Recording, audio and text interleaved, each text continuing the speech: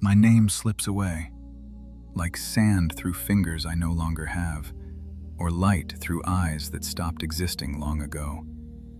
Names are a luxury for the Jedi, but I am neither Jedi nor Sith. I am something between those extremes for which your language never invented a word. I am the Keeper, who wants to tell you the truth rather than the pretty legend in the archives. This is the story of what happens when you stare into the abyss, and the abyss hands you a lightsaber. I have always had a lot of time to think about this. My name is... Wait, give me a second. A name. I had a name. It started with A? No, it slips away, like sand through fingers I no longer have, like light through eyes that stopped existing long ago. Doesn't matter.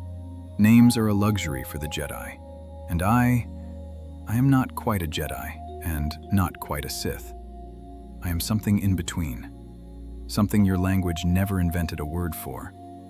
I am the Keeper, and I want to tell you what really happened, not the pretty legend the archives show you, not the story where we left the planet and forgot everything. The truth, my truth. The truth of what happens when you stare into the abyss and the abyss hands you a lightsaber. Sit back. This will be a long story. I have a lot of time. I have, now, always had a lot of time. It started with a distress signal. Isn't that how they always catch us? A call for help in a code that hadn't been used for 2,000 years. We thought it was a trap. Obi-Wan was sure of it, but I felt something else. A pull, a hook in my chest, dragging me toward the coordinates. When we arrived, there were no stars, just a giant diamond floating in the void. A monolith larger than any ship, larger than any moon. We flew inside, not because we wanted to, but because we had no choice. The light took us, and when we woke up, the galaxy was gone. No war, no chancellor, no council, just the silence of a planet that breathed like a living thing. The air tasted like ozone and ancient dust. We were walking on a world that shouldn't exist, unaware that we had just stepped into the mouth of the Force itself.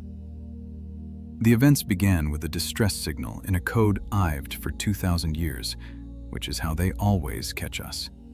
Obi-Wan suspected a trap, but I felt a hook in my chest, dragging me toward the coordinates.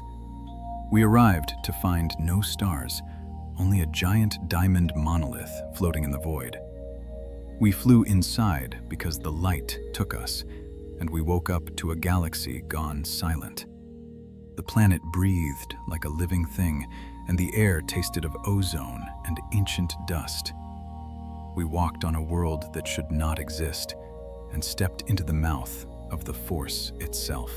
We found the Father, the Daughter, and the Son, who were power given skin rather than people. The Father spoke of balance, yet I smelled the rot in his kingdom as he looked at me with hungry eyes. He wanted a replacement rather than a guest, because I was the chosen one who could tame his children. The Daughter was blindingly cold light, while the Son was selfishly honest darkness. They orbited me like moons, and for the first time I did not feel the need to hold back. The Force screamed here instead of whispering. The Son found me alone and showed me the future instead of attacking. He took me to the well of the dark side, where I saw the black mask that would breathe for me, and the younglings in the temple. I saw Obi-Wan crying as he left me to burn, and I saw Padme dying because of me. The pain was absolute and promised rather than possible. The Son whispered that we could stop it because the Jedi were too weak to do what was necessary. He offered me a way to crush the Emperor and save her, making the Jedi Code look like a suicide pact. The Father erases my memory in your history to protect me, but I refused to let him. I held on to that vision with both hands and walked out of that cave with ice in my veins. The Clone Wars were a meaningless game played by a Sith Lord we were too blind to see, and I had the power to end it right there. I went back to the ship to secure the perimeter, while Obi-Wan worried about being late for a briefing. I looked at him and saw a chain instead of my brother. I am sharing secrets the Jedi Council would have locked away forever. You can press the subscribe button and ring the bell to hear more truths from the dark side of history. The archives are open for those willing to listen. As we return to the moment everything changed. I told him everything about Palpatine and Padme, expecting him to ignite his lightsaber so we could kill the Sith together. He instead looked at me with pity and spoke of rules and the danger of premonitions. He could not see that the light side had blinded him as he tried to take us back to the slaughter. I blocked his hand and told him we were not leaving until I had the power to save them. The friendship died with a click as his hand drifted to his belt. Blue snapped against blue with a sound like a thunderclap in the conductive air of Mortis. We spilled onto a landing platform where the surface shifted from stone to dead grass beneath our boots. Obi-Wan fought with the defensive Soresu style to tire me out because he wanted to save me. It made me furious that he thought he could lecture me into submission rather than fighting a Sith Lord. I hammered against his guard with heavy strikes while he waited for a mistake I would not make today. The Force is the atmosphere on Mortis, rather than a tool requiring focus. I flicked my wrist to crack the mountain behind Obi-Wan and commanded the wind to obey me. I threw pillars of stone at him while he dodged with annoying grace, but the planet fed me while it starved him. He was a creature of the mundane world, while I was the chosen one. The ground rumbled as I pushed him toward the cliff edge, and I laughed when he claimed the high ground, because directions are just suggestions on Mortis. The sun watched from the spires before transforming into a gargoyle shape to swoop down with lightning aimed at Obi-Wan. I froze the sun in midair and roared that Obi-Wan was mine. The sun realized I was his rival rather than his pawn as I slammed him into the canyon wall. My old master looked terrified of me rather than the monster because he realized I had risen above the dark side.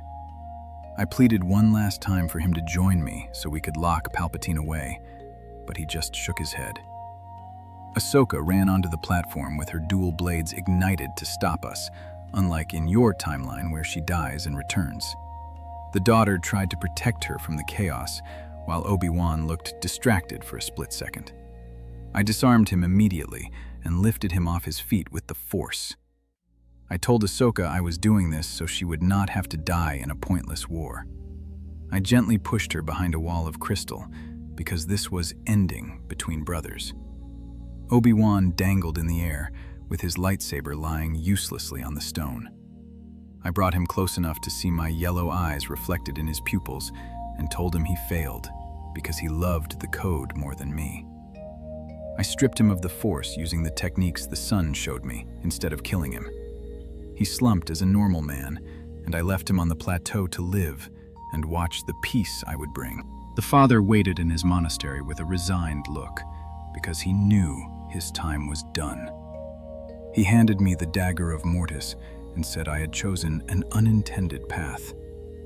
Time caused him to fade into the Force, leaving the throne empty for me to take as the anchor. I sat on the throne and felt the galaxy spinning in my mind. I reached out across the stars to touch the Emperor's mind, and Sheev Palpatine knew fear for the first time. I brought the galaxy to me instead of leaving Mortis. I stranded fleets and forced the Republic and Separatists to negotiate by simply disabling their hyperdrives. Ahsoka became my messenger, while Obi-Wan grew old, tending to a garden of dead flowers. Padme lived to birth the twins on Naboo, and I watched them grow through the pool of water without ever holding them. I sit on this throne of stone and starlight to keep the son and daughter from tearing the universe apart. I sometimes wonder if I made the right choice. As order reigns in a galaxy at peace, the Jedi Order dissolved by irrelevance rather than blood, but the days last for years here. Balance is static stillness, while life is messy imbalance. I saved everyone, only to live with ghosts, while the son urges chaos and the daughter begs for mercy. I sit in the middle as a god who regrets, rather than as Darth Vader. I am not Darth Vader. I am something far worse. I am the god who regrets. That is the story of the duel that never was, and the duel that happened in a nightmare. It changes how you see the chosen one, doesn't it? If this journey into the shadows kept you on the edge of your seat, you know what to do. Hit that subscribe button and join us next week as we unlock more forbidden holocrons. Until then, may the Force serve you well.